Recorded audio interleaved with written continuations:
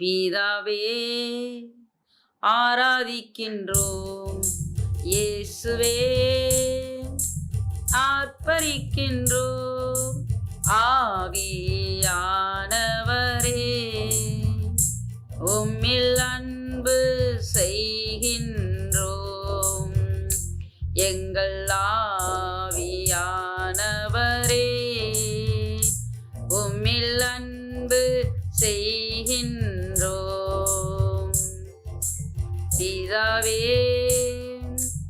ஆராதிக்கின்றோம், இயேசுவே ஆர்ப்பரிக்கின்றோம், ஆவியானவரே உம்மில் அன்பு செய்கின்றோம். எங்கள் ஆவியானவரே உம்மில் அன்பு செய்கின்றோம். ஹல்லேலூயா. இயேசுவின் நாமத்தினாலே உங்களுக்கு அன்பின் வாழ்த்துக்கள். ஹல்லேலூயா. இன்றைக்கு நாம் பார்க்க போகிற தலைப்பு, இயேசு தன்னை யார் என்று அடையாளப்படுத்துகிறார். இயேசு யார் என்று அடையாளப்படுத்துகிறார். நாம் பார்ப்போம். மார்க்கு எழுதின சுவிசேஷம் 14ஆம் அதிகாரம் 62வது வசனம். அதற்கு இயேசு, நான் அவர்தான், மனுஷகுமாரன் சர்வ வல்லவரின் வலது வருஷத்தில் வீற்றிருப்பதையும் வானத்தின் மேகங்கள் மேல் வருகிறதையும் நீங்கள் காண்பீர்கள் என்றார். அல்லேலூயா. தலைப்பு என்னன்னா, இயேசு தன்னை யார் என்று அடையாளப்படுத்தினார் அல்லது யார் என்று அவர்களுக்கு சொல்லுகிறார் என்று பார்ப்போமானால், மனுஷகுமாரன். யார் மனுஷகுமாரன்? கர்த்தராகிய இயேசு கிறிஸ்து மனுஷகுமாரனாக இந்த பூமியில 33.5 ஆண்டுகள் வாழ்ந்தார். அந்த மனுஷகுமாரன் மனுஷனாக மாத்திரமல்ல, அவர் தேவகுமாரனாகவும் தேவ சாயலாகவும் தேவ பிதாவின் சித்தத்தை செய்கிறவராகவும் எப்பொழுதும் ஆயத்தமுள்ளவராக இருந்தார்.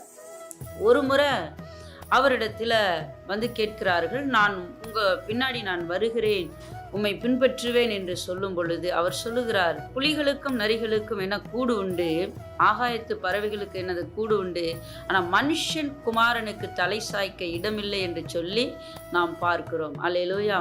அப்படியானால் அவர் தூங்குவதற்கும் புசிப்பதற்கும் குடிப்பதற்கும் இந்த பூமிக்கு வரவில்லை. மாறாக பிதாவின் சித்தத்தை தன்னால் உண்டாக்கின தேவனுடைய, அதாவது தன்னுடைய பிள்ளைகளை மீட்கும்படியாக வந்தார். அல்லேலூயா. நாம் ஒரு பாடலை பாடினோம் அல்லவா, பிதாவே உம்மை ஆராதிக்கிறோம், இயேசுவே உம்மை ஆர்ப்பரிக்கிறோம், ஆவியானவர். அப்ப இந்த பிதா யார், குமாரன் யார், கிறிஸ்து பரிசுத்த ஆவியானவர் யார் என்று சொல்லி நாம் பார்க்கும் பொழுது, மூவரும் ஒருவராக இருக்கிறார்கள் என்று சொல்லி வேதம் தெளிவாக எழுதப்பட்டிருக்கிறது. ஆதியாகமம் 1ஆம் அதிகாரம் 26, 27வது வசனத்தை பார்க்கும்போது, மனிதனை உலகம் வண்ட சராசரங்களையும் சிருஷ்டிக்கிறதை பார்க்கிறோம். அதே நேரத்துல மனிதனை உண்டாக்கும் பொழுது பின்பு தேவன் நமது சாயலாகவும் நமது ரூபத்தின்படி மனுஷனை உண்டாக்குவோமாக, அவர்கள் சமுத்திரத்தின் மச்சங்களையும் ஆகாயத்து பறவைகளையும் மிருக ஜீவன்களையும் பூமி அனைத்தின் பூமியின் மேல் ஊறும் சகல பிராணிகளையும் ஆளக்கடவர்கள் என்றார். அல்லேலூயா. அதாவது சொல்லுகிறார், நமது சாயலாகவும் நமது ரூபத்தின்படி. அப்ப பிதாவாகிய தேவன் யாரை சொல்லுகிறார்? குமாரனாகிய கிறிஸ்துவையும் பரிசுத்தமுள்ள ஆவியானவரையும் திரளான தண்ணீர்கள் மத்தியில அசைவாடுகிற ஆவியானவராக இருந்தார் என்று சொல்லி நாம் பார்க்கிறோம். அடுத்து சொல்லுகிற 27வது வசனத்துல, தேவன் தம்முடைய சாயலாகவும் மனுஷனை சிருஷ்டித்தார், அவனை தேவ சாயலாகவே சிருஷ்டித்தார், ஆணும் பெண்ணுமாக அவர்களை சிருஷ்டித்தார். இங்கே பார்க்கும்போது தேவன் தம்முடைய அல்லேலூயா. தன்னுடைய அல்ல, என்னுடைய அல்ல. இங்கே சொல்லும் பொழுது தம்முடைய பன்மையில இங்கே சொல்லுகிறதை நாம் பார்க்கிறோம். இயேசு தன்னை யாராக அடையாளப்படுத்துகிறார் என்ற தலைப்புகளில பார்க்கிறோம். அவர் ஆதியிலே இருந்தார் என்று சொல்லி அவர் நம்ம என்ன செய்யறோம் நம்ம பார்க்கிறோம். யோவான் எழுதின சுவிசேஷத்துல கூட பார்க்கும்போது என் பிதாவின் சித்தம், அப்படியானால் பிதா என்று சொல்லி இங்கே பார்க்கிறோம். அதே வேளையில யோவான் எழுதின சுவிசேஷம் 1ஆம் அதிகாரம் 1வது வசனத்தை வாசிக்கும் போது ஆதியிலே, அல்லேலூயா, என்ன சொல்றாரு, ஆதியிலே வார்த்தை இருந்தது. அல்லேலூயா, என்ன சொல்றாருன்னா ஆதியிலே வார்த்தை இருந்தது, அந்த வார்த்தை என்ன செஞ்சு தேவனிடத்தில் இருந்தது என்று சொல்லி நம்ம பார்க்கிறோம். ஆதியிலே வார்த்தை இருந்தது, அந்த வார்த்தை தேவனிடத்தில் இருந்தது, அந்த வார்த்தை தேவனாய் இருந்தது. இயேசுவை பற்றி இங்கு எழுதப்பட்டிருக்கிறது. இயேசு தன்னை யார் என்றும் அடையாளப்படுத்துகிறார். அதே போல வேதம் சொல்லுகிறது இயேசு யார் என்றும் அடையாளம் காட்டுகிறார். அல்லேலூயா, அடையாளப்படுத்துகிறார்கள். அதாவது தேவனுடைய ஊழியர்கள் மூலமாக அல்லது பரிசுத்த ஆவியானவர் மூலமாக இயேசு யார் என்று அடையாளப்படுத்துகிறார்கள். அல்லேலூயா. இப்போ நாமும் கூட இன்றைக்கு சில வேலைகளில் பார்த்தீங்கன்னா எங்கள் அப்பா யார், எங்கள் அம்மா யார், என் பேக்ரவுண்டு என்ன, என் பூர்வீகம் என்ன, நான் எந்த ஜாதி, நான் எந்த மதத்தான், நான் எந்த தேசத்தான், என்னுடைய எனது சொத்து எவ்வளவு தெரியுமா அப்படி என்று சொல்லி தன்னை அடையாளப்படுத்துகிற, பிரியப்படுத்துகிற நபர்களாக இன்றைக்கு இருக்கிறார்கள் மனிதர்கள். ஆனால் இங்கே பார்க்கும்போது இயேசுவை என்ன தேவகுமாரனும் என்றும், அல்லேலூயா, அவர்தான் தேவன் என்றும் அடையாளப்படுத்தப்படுகிறார். தன்னுடைய அடையாளத்தை காண்பிக்கிறார். சில பேர் பார்த்தீங்கன்னா பரிதபிக்கப்பட்ட ஒன்று என்ன செய்கிறாங்கன்னா, நாய் இருக்கு பார்த்தீங்களா, நாய் வளர்ப்பார்கள். சிலர் வளர்ப்பது தவறல்ல, நீதிமான் மிருகங்களை காப்பாற்றுகிறான் அப்படி வேதம் சொல்லுகிறது. தனக்கு செல்ல பிராணிகளை வளர்ப்பதில் தவறல்ல, தனக்கு பிடித்திருக்கிறது, தன்னுடைய பாதுகாப்பிற்காக அவர்கள் அதை வளர்க்கிறார்கள். ஆனால் இங்கே பார்க்கும்போது சில பேர் அந்த மனிதர்களை, புரியுதுங்களா, அந்த நாய்க்கு ஒப்பிட்டு பேசுவார்கள். என் நாய்க்கு போடுகிற, என் நாயோட தகுதி கூட உனக்கு இல்லை, அல்லது என் நாய் என்று சொல்லி தன்னுடைய வேலைக்காரர்களை அல்லது தனக்கு கீழாக இருக்கிறவர்களை அல்லது கடன் வாங்கினவர்களை அல்லது ஏதோ ஒரு விதத்தில் மனிதனை, அதாவது சில பேர் உறவுகளை என்ன பண்ணுவார்கள், அல்லது ஏழைகளை தன்னுடைய நாய்க்கு ஒப்பிட்டு சொல்லுகிற கூட்டம் இன்றைக்கு உண்டு. பிரியமானவர்களே, நாம் யார் என்று அடையாளப்படுத்துகிறோம், அல்லது நாம் யார் என்று அடையாளப்படுத்த தேவன் விரும்புகிறார். அல்லேலூயா. நாம் ஆண்டவருடைய கிருபையின்படி தேவனுடைய சித்தத்தை செய்கிறவர்களாக, தேவனுடைய பிள்ளைகளாக, அப்பா பிதாவே என்று கூப்பிடத்தக்க புத்திர சுவிகாரம் உடையவர்களாக இருக்க வேண்டும் என்று சொல்லி தேவன் விரும்புகிறார். நான் இயேசுவின் பிள்ளை. அல்லேலூயா. நான் இயேசுவின் இரத்தத்தினாலே மீட்கப்பட்ட பிள்ளை. எனக்கு கொடுக்கப்பட்ட, அதாவது இந்த பூமியில பல பதவிகள் உங்களுக்கு கொடுக்கப்பட்டிருக்கலாம். நீங்கள் உயர்ந்த ஸ்தானங்களில், உயர்ந்த வேலைகளில், அதிக சம்பளத்துக்கு நீங்கள் நியமிக்கப்பட்டிருக்கலாம். அந்த பொறுப்புகளில் நீங்கள் இருக்கலாம். ஆனால் அந்த வேலையை காட்டிலும், அந்த வேலையோட கூட நீங்கள் இயேசுவின் பிள்ளையாகவும், இயேசுவின் என்ன செய்கிற ஊழியக்காரர்களாகவும், ஊழியத்திற்கு உதவி செய்கிறவர்களாகவும், ஊழியத்தின் உதவிக்காரர்களாகவும், அல்லது ஊழியத்திற்கு போகிறவர்களை உற்சாகப்படுத்துகிறவர்களாகவும், அல்லது ஊழியத்தை செய்கிறவர்களுக்கு தன்னுடைய பொருளால் நான் என்ன செய்ய சப்போர்ட் பண்ணுகிறவர்களாகவும் உங்களை அடையாளப்படுத்தி கொள்ள வேண்டும். அல்லேலூயா. என்ன செய்ய வேண்டும்? உங்களை அடையாளப்படுத்தி கொள்ள வேண்டும். இயேசுவோடும், இயேசுவோட இரத்தத்தோடும், இயேசுவோட வார்த்தையோடும், இயேசுவோட நாமத்தோடும், இயேசுவோட சபைகளோடும் நீங்கள் உங்களை ஒப்பிட்டு பார்க்கவில்லை என்றால், அல்லது இவைகளுக்கு நீங்கள் உதவியாய் இராவிட்டால், ஐயோ என்று சொல்லப்படுகிறது பிரியமானவர்களே. அப்ப இயேசு தன்னை யார் என்று அடையாளப்படுத்தினாலும் வேதம் அவர் இயேசுவை அடையாளப்படுத்துகிறதை பார்க்க முடிகிறது. அப்போஸ்தலர் 9ஆம் அதிகாரத்தை நம்ம எடுத்துக்கொள்வோம். அப்போஸ்தலர் 9ஆம் அதிகாரம் 4-5 வாசிக்கும் போது, இயேசுவோட பிள்ளைகள் தானங்களையும் தருமங்களையும் செய்ய வேண்டும், நீதிமான்களாக வாழ வேண்டும். அல்லேலூயா. இயேசுவோட பிள்ளை நீதிமானுக்கென்று மெய்ஞானத்தை வைத்திருக்கிறார். அதே போல நீதிமான்களாக தெரிந்து கொள்ளப்பட்டிருக்கிறார். நீதிமான்களாகிய நீங்கள் நற்கிரியைகளையும் செய்ய வேண்டும் என்று சொல்லி உங்களை அறைகூவல் விடுகிறார். அல்லேலூயா. நாம் தூதனுடைய சத்தத்தை கேட்கிறவர்களாக இருக்கிறோம். தேவனாகிய கர்த்தர் நம்மளோட பேசுகிறவராக இருக்கிறார். கர்த்தருடைய நாமத்தினால் பேசப்படுகிறவர்களாக நாம் இருக்கிறோம். அதே நேரத்தில் அவருடைய இரத்தம் நமக்கு பரிந்து பேசுகிறதாக இருக்கிறது. பரிசுத்த ஆவியானவர் நம்மத்தில் பேசுகிறவராக இருக்கிறார். அதே வேளையில் தூதனை கொண்டும் பேசுகிறவராகவும் இருக்கிறார். அல்லேலூயா. என்ன சொல்லுகிறார்? தூதனாகவும் பேசப்படுகிறதற்கு ஏதுவாக இருக்கப்படுகிறது. அல்லேலூயா. கிறிஸ்துவுக்குள் பிரியமானவர்களே, அதே நேரத்தில் வெளிப்படுத்தின விசேஷத்தை நம்ம வாசிக்கும் போது ஆட்டுக்குட்டியானவர் என்று சொல்லி பார்க்கிறோம். இதுவரையும் தேவன், கர்த்தர், ஆண்டவர், இயேசு கிறிஸ்து, ஆவியானவர் என்று சொல்லப்படுகிற இயேசுவை பார்க்கும்போது, தேவனாகிய கர்த்தரை பார்க்கும்போது இங்கே என்ன சொல்லப்படுகிறது என்று சொன்னால், ஆட்டுக்குட்டியானவர். அல்லேலூயா. ஆட்டுக்குட்டியானவர் என்று சொல்லி நாம் பார்க்கிறோம். அதே போல வெளிப்படுத்தின விசேஷத்தை நம்ம வாசி 22ஆம் அதிகாரம் 12-13 வசனங்களை பார்க்கும்போது, இதோ சீக்கிரமாக வருகிறேன். என்ன சொல்லுகிறார்?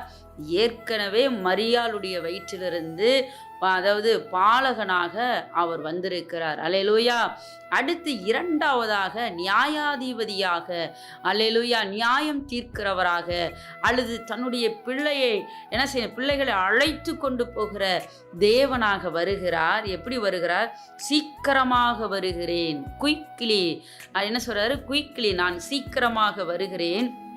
அவனுடைய கிரிகைகளின்படி அவனுக்கு நான் அளிக்கும் பலன் என்னோட கூட வருகிறது. அப்ப கிரியை இல்லாத விசுவாசம் செத்தது என்று சொல்லி நம்ம பார்க்கிறோம். அதே நேரத்தில் பிரியமானவர்களே, நற்கிரியைகளையும் தானங்களையும் தர்மங்களையும் நாம் செய்ய வேண்டும். அதே போல சுவிசேஷத்தை என்ன செய்த அறிவிக்கிறதற்கு மறக்கக்கூடாது. இயேசு என்ன செய்கிறாரு? அவர் பட்டணங்கள் தோறும் கிராமங்கள் தோறும் அவர் சுற்றி திரிந்தார். அதே நேரத்தில் ஊழியர்களுக்கு நீங்கள் உதவிகரமாக இருக்க வேண்டும். ஊழியர்களுக்கு உதவி செய்ய வேண்டும். ஊழியத்தினால நீங்கள் தாங்க வேண்டும். ஏன்னா அவர்கள் சங்கீதம் 121 வாசிக்கும் போது, எனக்கு ஒத்தாசை வரும் பர்வதங்களுக்கு நேராக என் கண்களை ஏறெடுப்பேன், வானத்தையும் பூமியையும் உண்டாக்கின கர்த்தரிடத்திலிருந்து எனக்கு ஒத்தாசை வரும் என்று சொல்லி அவர்கள் காத்திருக்கிறார்கள்.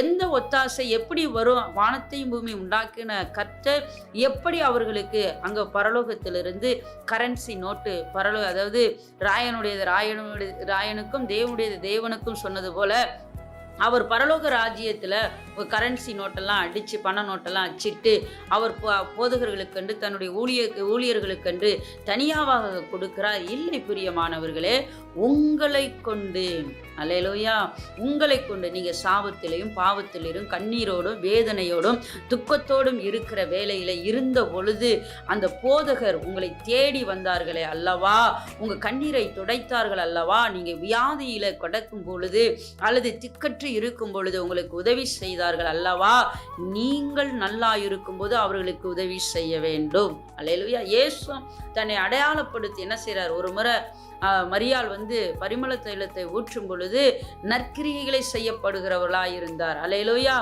ஏன் மரியாள் ஊற்றப்பட வேண்டும்? இவர் தேவனுடைய குமாரன் என்று அறிந்திருந்தாள். அல்லேலூயா. அப்ப இங்க பார்க்கும்போது வெளிப்படுத்தின விசேஷம் 22:13, நான் அல்வாவும் ஒமேகாவும் ஆதியும் அந்தமும் முந்தினவரும் பிந்தினவருமாய் இருக்கிறேன். எப்படிப்பட்டவராக இயேசு இருக்கிறார் என்று சொல்லி பார்க்கும்போது அவர் அல்வாவும் ஒமேகாவும், அல்லேலூயா, அல்பாவும் ஒமேகாவும் ஆதியும் அந்தமுமாக முந்தினவரும் பிந்தினவருமாக இருக்கிறார். அதே போல தன்னை அடையாளப்படுத்துகிறார் இயேசு. அதாவது வேதம் அடையாளப்படுத்துகிறது இயேசுவை. முந்தின ஆதாம் பிந்தின ஆதாம். முந்தின ஆதாம் பாவம் செய்தான், பிந்தின ஆதாம் பரிசுத்தப்படுத்துவதற்காக பரலோக ராஜ்யத்தை நம்ம தகுதி உள்ளவர்களாக நம்மை தகுதிப்படுத்துகிறவராக வந்தார் என்று சொல்லி பார்க்கிறோம். அப்ப அவர்தான் முந்தினவரும் பிந்தினவருமாக இருக்கிறார். அதே நேரத்தில் இன்னொரு வசனத்தை கூட நம்ம வாசிக்கும் போது 16 வாசிக்கும் போது, சபைகளில் இவைகள் உங்களுக்கு சாட்சியாக அறிவிக்கும்படி இயேசுவாகிய நான் என் தூதனை அனுப்பினேன். நான் தாவீதின் வேரும் சந்ததியும் பிரகாசமுள்ள விடிவெள்ளி நட்சத்திரமாக இருக்கிறார். தாவீது எப்ப பிறந்தாரு? இயேசு எப்ப பிறந்தாரு? யோவான்ல கூட நம்ம வாசிக்கிறோம், இது யாக்கோபு உண்டாக்கின சமாரியா பெண்ணு சொல்றல, நீங்க யாக்கோபு எப்ப பிறந்தவங்க, நீங்க யாக்கோபு அப்படின்னு சொல்லி அந்த பெண்ணு சொல்லுகிறதை பார்க்கிறோம். அது போலவே தாவீது எப்போ பிறந்தாங்க, இயேசு எப்போ பிறந்தாங்க. ஆனா தாவீத சொல்றாரு, தாவீதின் வேரும், அல்லேலூயா, என்ன சொல்ற, தாவீதின் வேரும் சந்ததியும் பிரகாசமுள்ள விடிவெள்ளி நட்சத்திரமாக இருக்கிறேன். இயேசு கூட ஒரு முறை கேள்வியை எழுப்பினார். அல்லேலூயா, அந்த யூதர்கள் மத்தியில கேள்விகளை எழுப்பினார். என்ன கேள்வி? அதாவது என்ன கேள்வியை எழுப்பினார் என்று சொல்லி பார்ப்போமானால், தாவீது என்னுடைய வலது வருஷத்துல வீற்றிரும் அப்படி என்று சொல்லும்போது எப்படி அவருக்கு குமாரனாக இருக்க முடியும் என்று சொல்லி அங்க என்ன செய்யற ஒரு சர்ச்சைகளை எழுப்பினதை நம்மால் பார்க்க முடிகிறது. அல்லேலூயா. அதே போல இங்கே பார்க்கும்போது தாவீதின் வேரும் விடிவெள்ளி நட்சத்திரமாக இருக்கிறார். அப்ப எந்த அளவுக்கு தாவீது அந்த சின்ன பையன் தேவனை துதித்து தொழுது கொண்டு இருந்திருப்பார். அல்லேலூயா. அதனாலதான் என் இருதயத்திற்கு ஏற்றவன் என்று சொல்லி தாவீதை சொல்லப்பட்டது. அதனாலவே தாவீதின் சந்ததிக்குள்ளாகத்தான் பிறக்க வேண்டும் என்று சொல்லி தாவீதை தெரிந்து கொண்டார். கிறிஸ்துவுக்குள் பிரியமானவர்களே, உங்களை என்னை எதற்காக தெரிந்து கொண்டார்? உங்களை என்னை எதற்காக தெரிந்து கொண்டார்? நாம் என்ன செய்கிறோம்? நீங்கள் என்ன செய்து கொண்டு இருக்கிறீர்கள்? என்ன செய்ய போகிறீர்கள்? இந்த உலகம் பாருங்கள், என்னென்னமோ செய்து கொண்டிருக்கிறது. உலகத்திற்காக அல்லது உலகத்தின் ஆசைகளுக்காக, இச்சை மோகங்களுக்காக என்னென்னமோ செய்து கொண்டிருக்கிறது.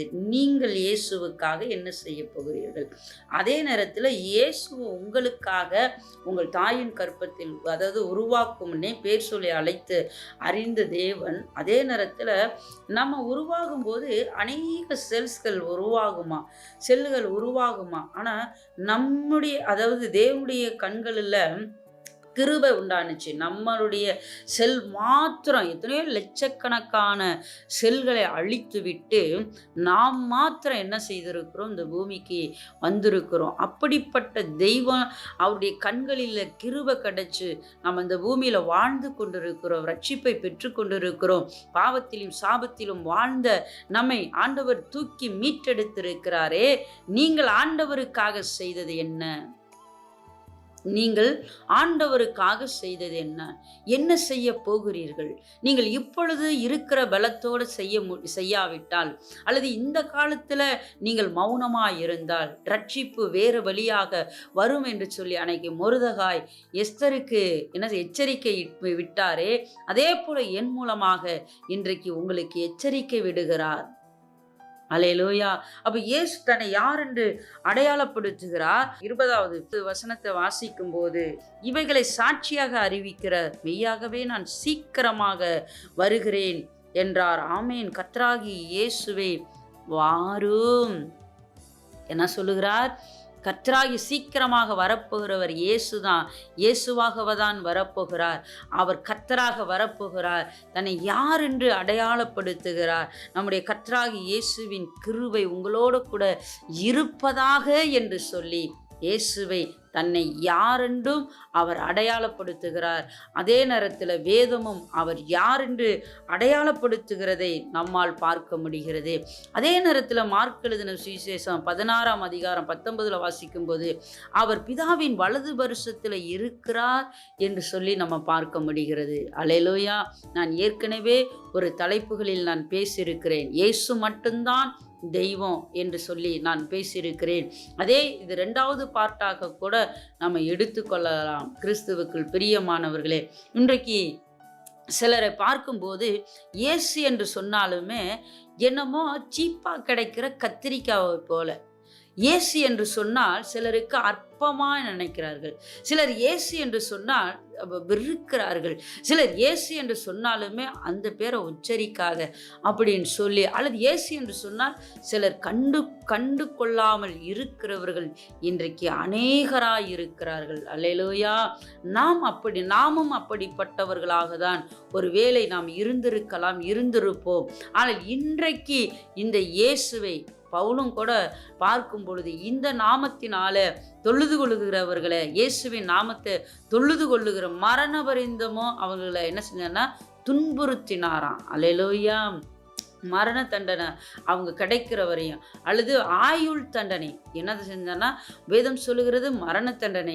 இது அதை நல்லா புரிந்து கொள்ளுகிறபடி நம்ம பேசுவோமானால் ஆயுள் தண்டனையை நம்ம பார்க்கிறோம். அப்படி இயேசுவின் நாமத்தை தொழுது கொண்டவர்களுக்கு ஆயுள் தண்டனை கொடுத்தவராக நாம் பார்க்கிறோம். அப்படிப்பட்ட பவுல் கூட அடுத்த நம்ம வாசிக்கும் போது இவரே கர்த்தராகிய கிறிஸ்து என்று அறிக்கையிட்டார். அல்லேலூயா. என்ன செய்தார்னா கிறிஸ்து என்று அறிக்கையிடுகிறதை பார்க்க முடிகிறது. அப்போஸ்தலர் 8ஆம் அதிகாரம் இன்னொரு வசனத்தை கூட நம்ம பார்ப்போம். அப்போஸ்தலர் 8:31. அதற்கு அவன் ஒருவன் எனக்கு தெரிவிக்காவிட்டால் அது எனக்கு எப்படி தெரியும்? அல்லேலூயா. என்ன சொல்றாருன்னா, நம்ம ஒரு இங்கே பார்க்கும்போது கந்தேக மந்தையை பார்க்கிறோம், பிலிப் என்பதை சம்பவங்களை பார்க்கிறோம். ஆனாலும் நம்ம அதாவது அறிவிக்காவிட்டால் அப்படி எப்படி கேள்விப்படுவார்கள்? அல்லேலூயா.